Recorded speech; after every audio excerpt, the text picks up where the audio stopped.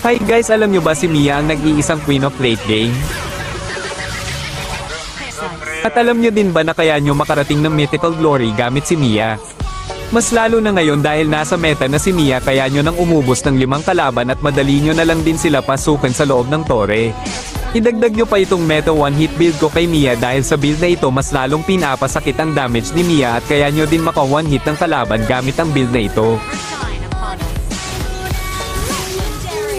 Bago ko ipakita ang meta one hit build ko kay Mia follow mo muna ako dito sa TikTok at pa-copy link na din para mas lalong dumami ang mga Mia user na makakita ng build na ito.